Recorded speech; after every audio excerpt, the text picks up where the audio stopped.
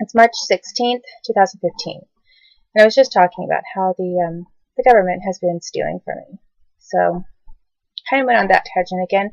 I don't want to go stray too far off of it, although it's very important because it shows the motive for why I've been tortured and raped and physically held down and oppressed in this country, and why this country is kidnapping all of my babies.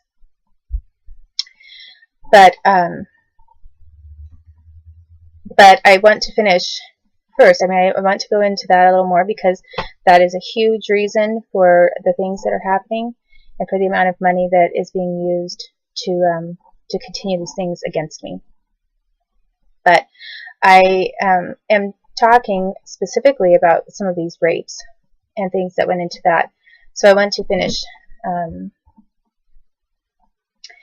want to finish talking about what I was going into, which is that which kind of pertains to the rape that I had already discussed by Mike Tanzer. And what happened is, as I've described, I in other video clips in this whole series or whatever, I was being trafficked around from state to state in different areas and also to different countries. And just a moment, because this dog just will not be quiet. Nanette, be quiet. Nanette, come. Be quiet. So anyway, good job. So some of the schemes for programming me and torturing me and all of that went along with the government's original plan of what they were doing with me, which was torturing me and just using me. But so they still did some of that, but they started they began to use it more as they started getting much more concerned about how they were protecting themselves from being apprehended, prosecuted, and convicted for really serious crimes. Crimes that are just as bad as you would find in any Nuremberg trial. Just as bad. There is no difference at all between the crimes that have been committed against me and the crimes that people are getting death sentences over in the Nuremberg trials, or prosecutions that have come from that. So basically, some of this programming that they did against me, I guess they came up with this idea that, hey, if we can program her to do whatever we want, and then later use it against her, rape her several times, but then videotape it, and then have her look like she's lying, then we can use this against her and say she's not just, potentially at some point with another country maybe, or maybe with other individuals who needed convincing. I think they felt that they could say, she's not just mentally ill. If you want to see what kind of a person she is, she's a liar. And so, potentially they could bring up all of their little hidden videotape stuff, which I'm sure they did, and then say that I made false accusations when I didn't, when actually they had been forcing me, they had forced me as a kid for a very long time to act on cue to what they were telling me to do, or else get tortured. And the big majority of it was to pretend like nothing was wrong. I would say that the number one overall theme to all of their programming of me was that they forced me to pretend like nothing was wrong. So if I was getting raped, I had to pretend nothing was wrong.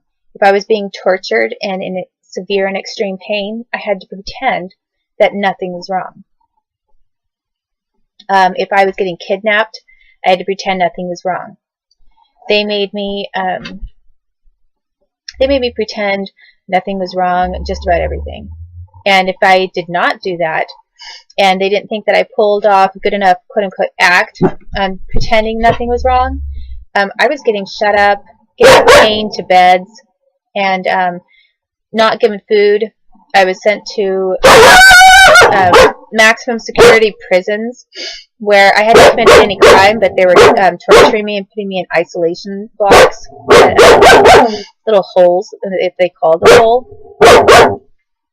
And they were gang raping me. They were using government officials, in fact, to gang rape me. Even in prisons, they were doing that. That was one of the things that they used these facilities for, was government, like, gang rape. Gang rape as in, you know, like 3 or more. I didn't really call it gang rape if it was 2 men.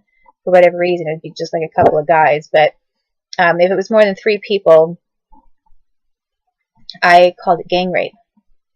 And otherwise, rapes against me that occurred just on and on and on, repeatedly, but by individuals one by one, I would call that gang rape in a different sense of more like consecutive, like serial raping of me. So they did that. And as I say, their entire theme around it was that I had to pretend nothing was wrong. So the most recent thing that this government did was they had me stalked out by a former employee, or well, he is still their employee, but a former person that I had known formerly, who had assaulted me when I was a kid. They had him stalk me out. I didn't know who he was at first, and then I later did, much later.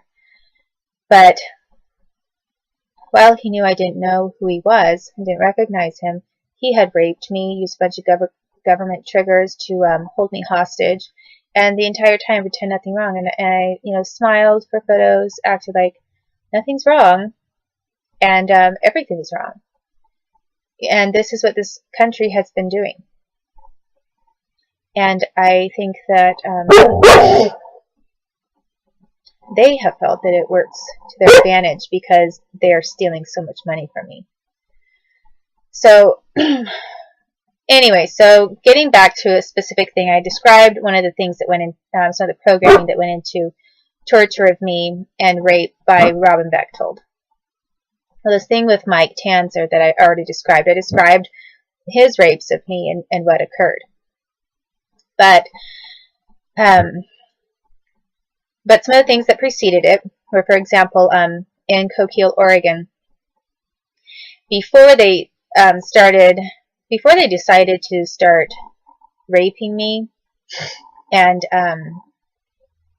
setting me up to be raped, they were basically using me for other things.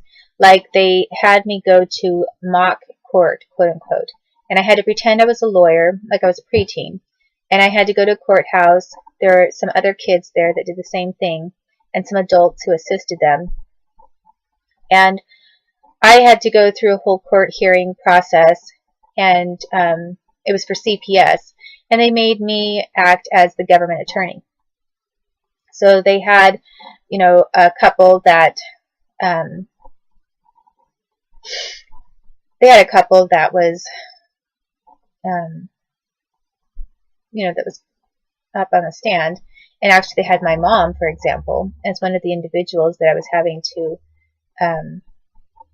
prosecute against. And it was as if she had a baby, and I had to be the state against her. So they did a whole entire mock trial thing over that. And then after that, they started doing some really other weird things. Like, the judge that was involved had me going over to his house and in his chambers, and was sexually exploiting me, and that was before I actually got fully raped by him. Every judge at that courthouse raped me, and they used the electrocution head brace, and they were getting money for it. They all stopped by, went into a room. I had to be seated. They put the electrocution brace on my head, after they raped me. So they made me bend over and raped me basically from behind. And then after they did that, they came up to the front of me and put the electrocution head brace on my head and electrocuted me and turned it on. And then I saw them get money. They were getting paid money. And the people paying the money were government people. You know, like high-ranking, like, well, our messenger people for the high-ranking people, but for high-ranking offices like CIA, Pentagon, and FBI. And so they were getting all of these judges and individuals blackmailed into their system and paying them off ahead of time, because I guess they decided they already had a plan to kidnap babies from me. And at first they had said, we want you to work with us, and we want you to train your kids to do such and such, and we're going to show you how we do some of this programming. That's what they called it. I knew it was called programming then.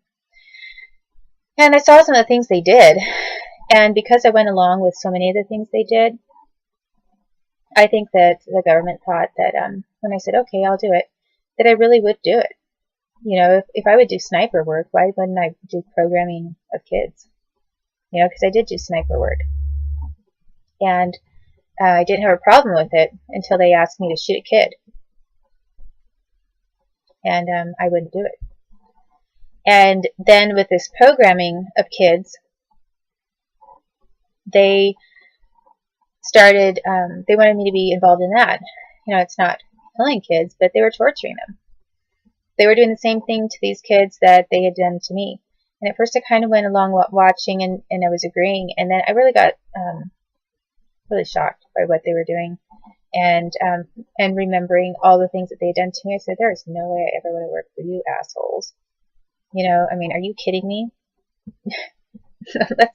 Here we go back to reality now. Because the reality is that you guys suck. You are very corrupt criminals. You are violating every single rule about humanitarian rights that there is to violate.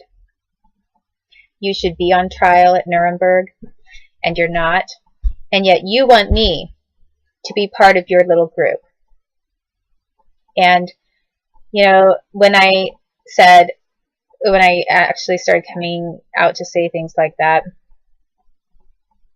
and saying there's no way I'd ever let my kid be trained by these criminals, and I'm going to protect my kid myself, make sure that my child is never around these people, and if I ever have enough money, I'm getting out of this hellhole. You know, I'm getting out of this fucked up country.